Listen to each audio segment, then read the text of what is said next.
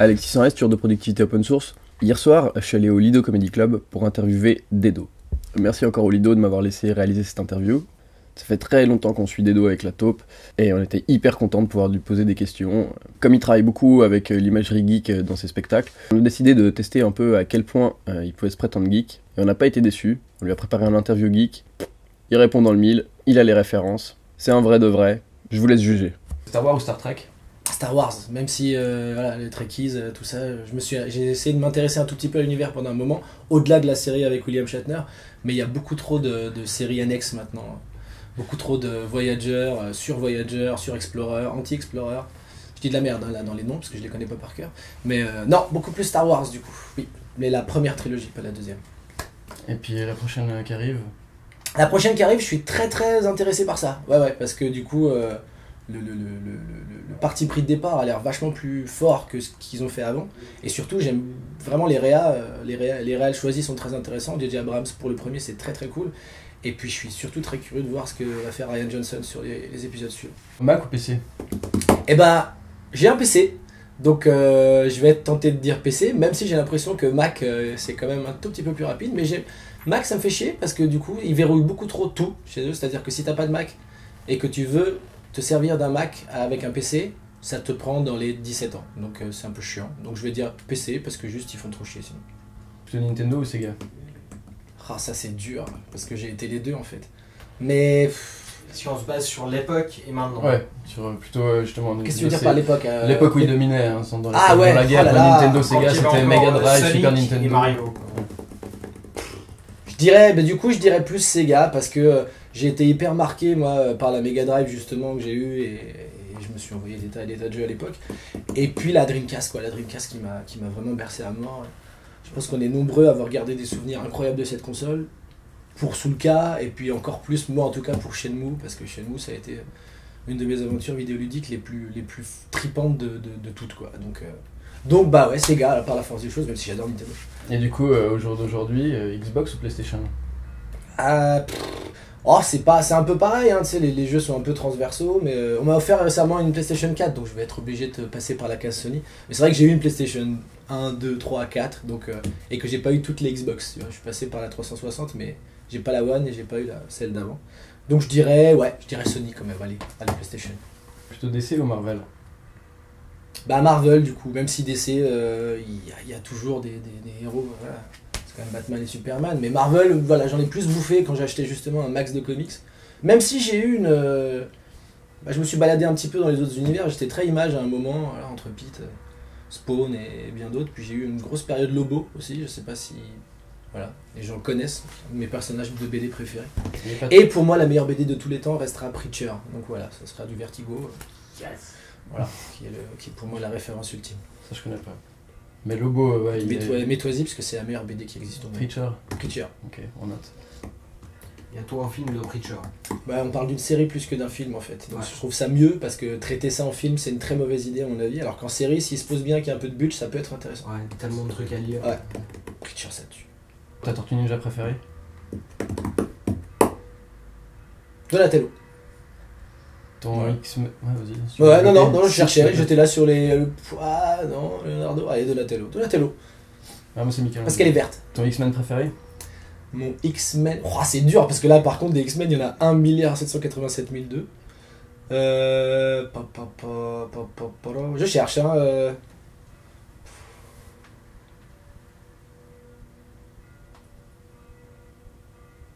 Je sais pas. Le fléau. Ouais, allez. Ouais, vraiment, en cherchant un peu. Allez, le fléau, j'aime bien. Ton super-héros préféré ? Et ben Lobo, si on peut appeler ça un super-héros justement, c'est plus un anti-super-héros parce que c'est carrément un mec pas très gentil. Mais ça a été une grosse période de ma vie de lecteur sur la fin de mon adolescence, donc ça sera Lobo. Voilà. Wolverine c'est un super-héros. Wolverine c'est un super-héros, mais il est pas très gentil non plus. Oh, ça va. Il est moins il sera que Lobo. Oui, voilà, il sera toujours plus sympa que Lobo au final. Mais un alignement plus neutre, disons.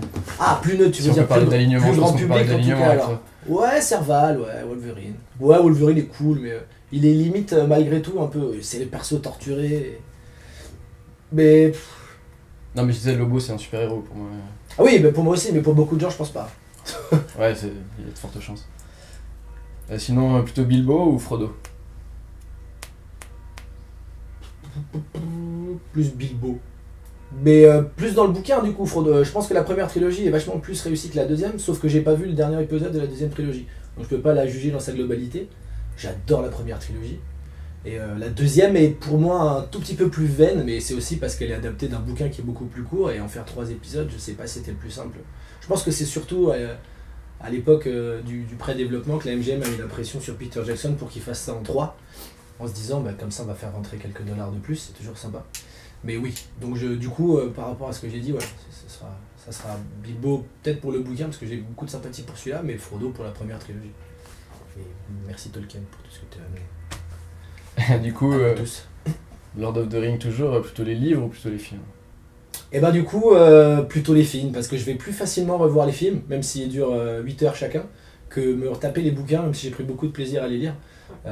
Parce que déjà en plus dans les bouquins, le plus compliqué pour les gens qui voudraient s'attaquer justement à ce gros pan de la littérature qu'est Tolkien, en tout cas là sur cet axe précis, c'est de passer les 150 premières pages du Seigneur des Anneaux, le premier recueil, parce que vraiment Zola à côté il fait que des trucs très très courts.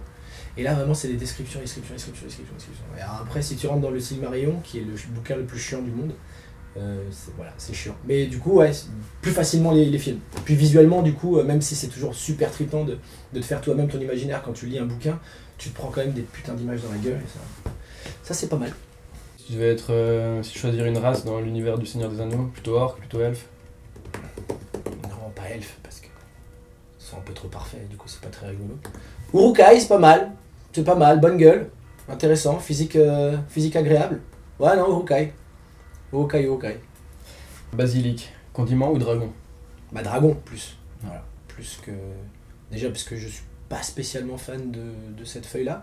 Et 2, parce que, voilà, plus dans le côté RPG, voilà, jeu de rôle et tout, plus basilic. Plus basilic, le gros truc pas sympa. Manga, bande dessinée, comics, tu lis quoi? Tu conseilles quoi? Je lis les 3.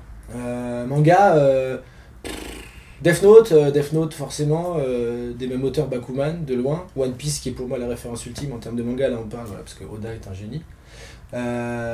Comics, bah, je l'ai déjà dit pour la plupart. Et après BD, qu'est-ce que je lis dernièrement en BD? Je lis Freak Squill, voilà, chez Ankama, qui est assez sympa.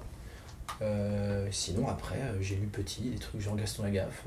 Et puis j'ai aussi une grosse période Edika, flux glacial, tu vois, là, avec les événements, Wolinski réserve. Ça a aussi bercé un petit peu ma période 5e, 4e. Donc voilà, un écart type assez large. Série télé, animé, chaîne YouTube aussi, tu regardes quoi? Tu conseilles quoi? Alors, chaîne YouTube, non, pas spécialement du coup, parce que je suis pas trop à traîner sur les chaînes YouTube, genre des youtubeurs ou des trucs comme ça. Séries, tout ce qu'on a. Les derniers trucs que je me suis tapé, c'est Hannibal, c'est très très bien, c'est vraiment très très bien, c'est super bien traité. Mikkelsen est monstrueux dans le rôle titre. Je me remets un petit à petit à Game of Thrones, parce que j'ai pris du retard par rapport à ça. Breaking Bad de très très loin. Qu'est-ce qu'on a dit? Série? Sinon les animés. Ah, ou un animé. dessins animés. Ouais. Ouais. Bah, on parlait de Basilic, il y a une animé qui s'appelle Basilisk qui est très très bien aussi, qui parle de ninja pour ceux qui aiment Naruto. Et très bien animé. J'attends de voir ce que. On reparle, mais je pense que c'est plus une rumeur d'une suite à Ghost in the Shell, mais Oshi, j'ai l'impression qu'il est plus dans la boucle, donc ça m'étonnerait. Voilà, en gros. Tu parles un peu d'Edison dans ton spectacle. Ouais. Tesla. Tesla. Bah oui aussi, hein.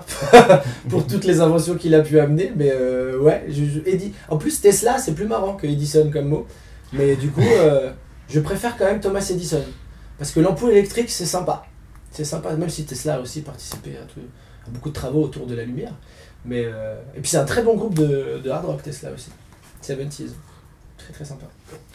Ton Pokémon préféré? Je dirais... je veux pas te dire de conneries, donc je vais te dire Aquaquack. Ok. Voilà, qui est l'évolution de Picoquac, et il a la particularité de dire Aquaquack. Et un animal mythologique? Je dirais Aquaquack, qui est une évolution de Psychoquack. Très bon choix. Ouais, et voilà, qui a la particularité de faire Aquaquack.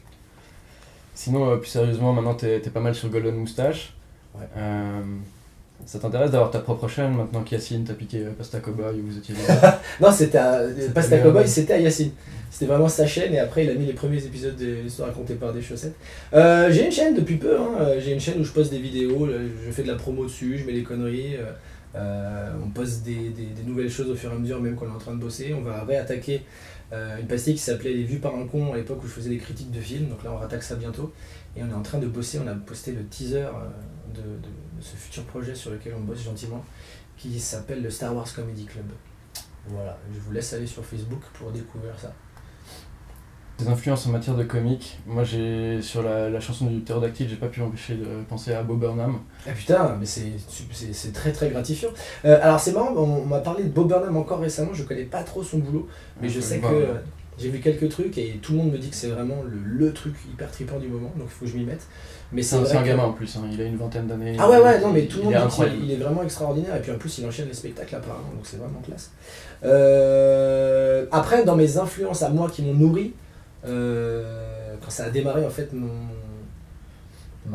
intérêt pour le stand-up en tout cas, ça a été Richard Pryor, donc forcément du coup je suis obligé de le citer, mais après dans ce que j'adore, qui continue de m'alimenter tout le temps, il y a Eddie Izzard qui est pour moi ma référence ultime, et Yacine aussi du coup, qui a été un peu notre mentor à un moment dans ce qu'on aurait aimé faire sur scène, et qu'on commence, petit à petit à aller un peu plus loin dans l'absurde, Yacine ou comme moi de toute façon, et on se rapproche de ce qu'on est, donc c'est agréable. Et ce qui est agréable, c'est que les gens suivent en plus.